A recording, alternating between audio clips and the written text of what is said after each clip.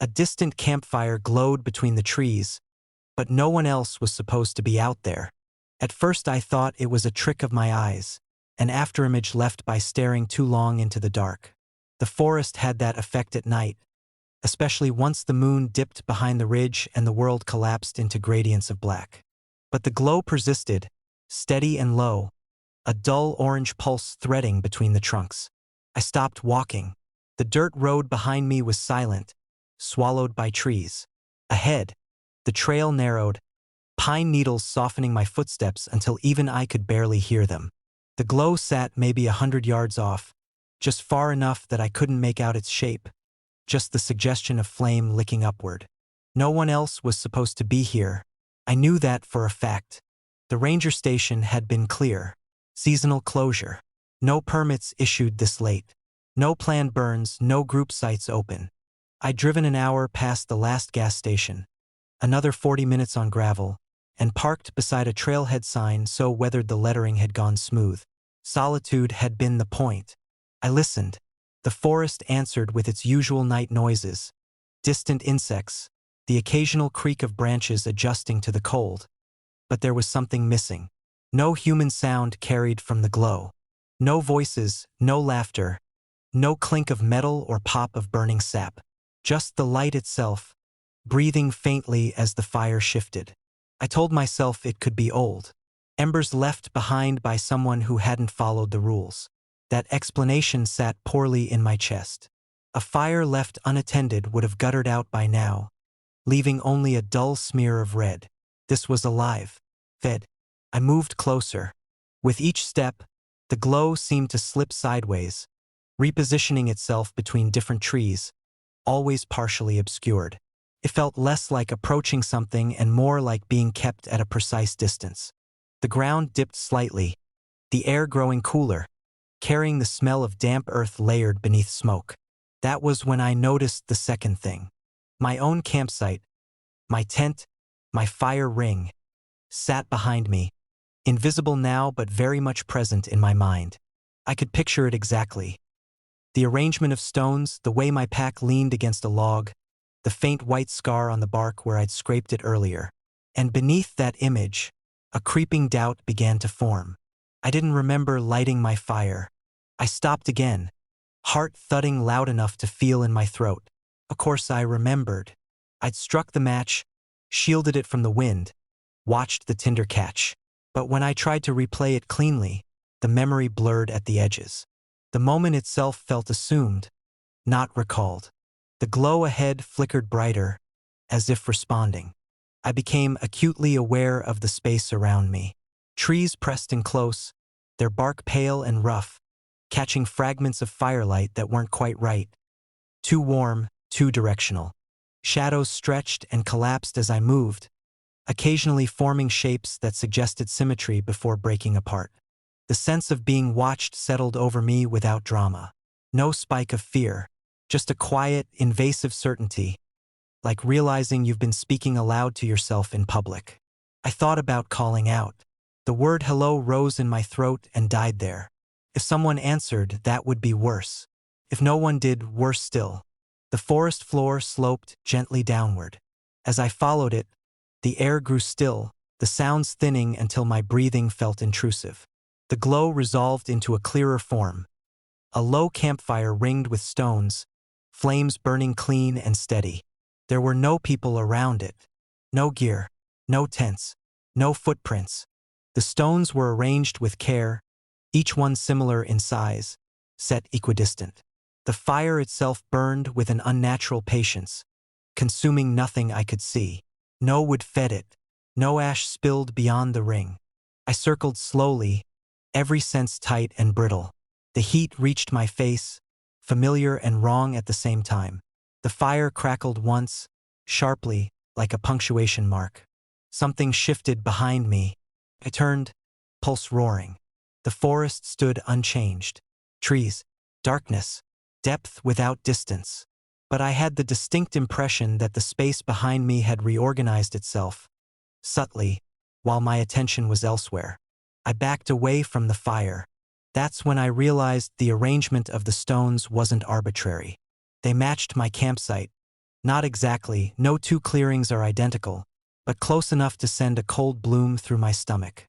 The same number of stones. The same uneven gap where one was missing. Even the orientation felt right, the open side facing the same cardinal direction. This wasn't another camper's fire. It was mine, or a version of it. I stood there, suspended between two impossible options.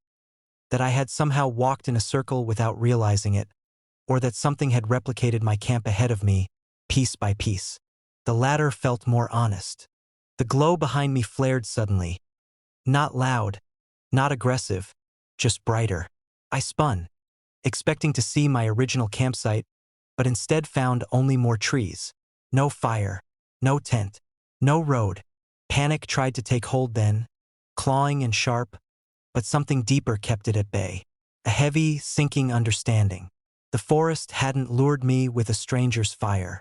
It had shown me a familiar one. I moved again, not toward or away, just through. Each step felt pre-approved. The ground firm beneath my boots, roots rising exactly where I expected them. I passed another fire, then another, each one a little closer to perfect. With every repetition, pieces of myself seemed to transfer outward, confidence, memory, certainty, until I wasn't sure which version of the camp was the original or whether that distinction mattered. By the time I reached the last fire, the forest was utterly silent. The flames burned low and steady, reflecting in nothing. As I stepped into the clearing, a shadow detached itself from the trees opposite me. My height, my shape, edges softened by light. It didn't move toward me. It didn't have to. Behind me, the forest closed in, reorganizing itself with quiet precision, and I understood the truth at last. No one else was supposed to be out here because there was never room for more than one. The fire waited, and somewhere far behind the trees, another glow appeared, steady and inviting, for whoever came next. Their map didn't show the abandoned cabin they stumbled upon at dusk. At first, that was only mildly unsettling. Maps are imperfect. Trails shift. Things get missed. We stood at the edge of the clearing with the paper unfolded between us, tracing our fingers along the thin contour lines as if pressure might coax the truth out of it. The cabin sat no more than 30 feet away, timbered walls slumping inward, roof bowed like a tired spine. It looked old in a way that resisted dating. Not romantically weathered, not ruined, just worn down to the bare fact of itself. The light was going fast. Dusk settled unevenly in the forest, pooling in low places, clinging to the undersides of branches. The cabin caught what little sun remained and reflected it dully. The windows dark and unbroken, glass filmed with age. "Are you sure this is the right spur?" Anna asked. I nodded, though I wasn't. The trail behind us felt longer than it should have, stretched thin by the day. My legs hummed with fatigue, a faint vibration that made standing still uncomfortable. The air smelled of damp wood and something faintly metallic, like rain remembered rather than imminent. We hadn't planned to stop. The cabin interrupted us, demanded consideration simply by being there. It didn't feel discovered so much as encountered, as if our arrival completed a thought already in progress. The door was ajar, not wide enough to suggest invitation, just enough to imply it hadn't fully decided to be closed. Inside, the temperature dropped. Not dramatically, just enough that my skin noticed before my mind did. The floorboards held under our weight with a dense, compacted sound, no creaks, no warning. Dust lay thick but undisturbed, as if it had settled all at once and then been left alone. The interior was spare. A table, one chair, a narrow bed frame pushed against the wall. No personal effects, no sign of abandonment, just absence.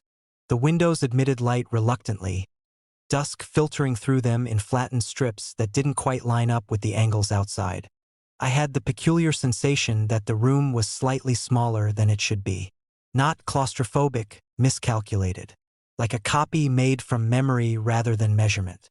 Anna ran her fingers along the table's edge and frowned. "This wood's warm." I touched it. She was right. Warm in a way that didn't make sense, as if it had been holding heat rather than gaining it.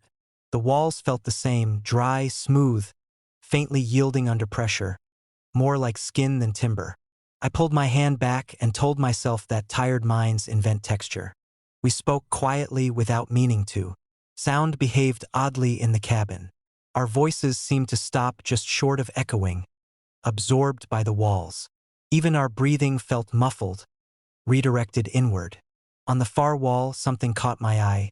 Not writing, not a mark, just a subtle difference in the grain of the wood, a shape formed by knots and seams. I stared at it too long before realizing why it felt familiar. It mirrored the trail. Not a literal map, nothing so simple, but the same curves, the same indecisive fork we'd argued about earlier in the afternoon. Even the dead-end ravine we'd backtracked from seemed suggested there, compressed into pattern.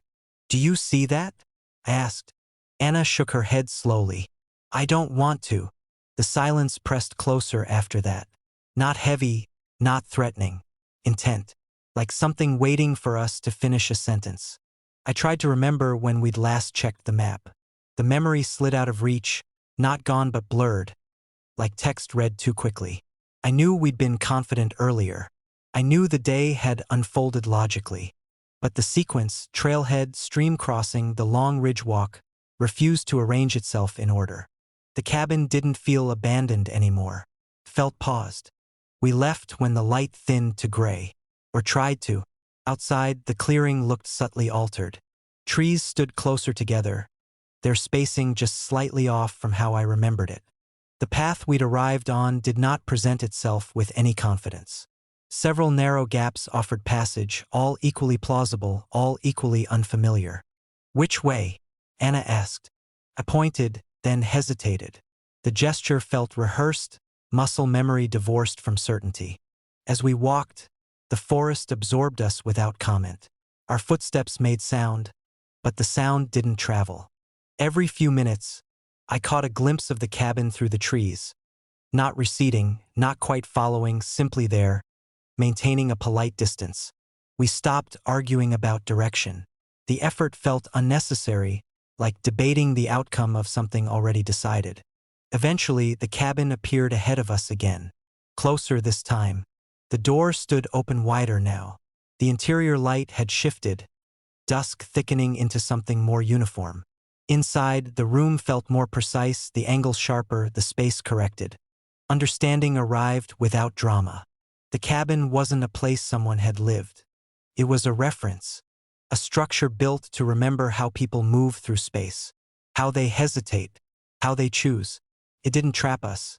It repeated us, refining the pattern each time, learning which version fit best. I realized then that the map hadn't been wrong. We were. The forest didn't need to keep us, only to know us well enough to let us go eventually, changed in ways we would never quite be able to name. Behind us, the cabin settled back into alignment. Ahead, the trail waited, looking exactly like somewhere we had already been.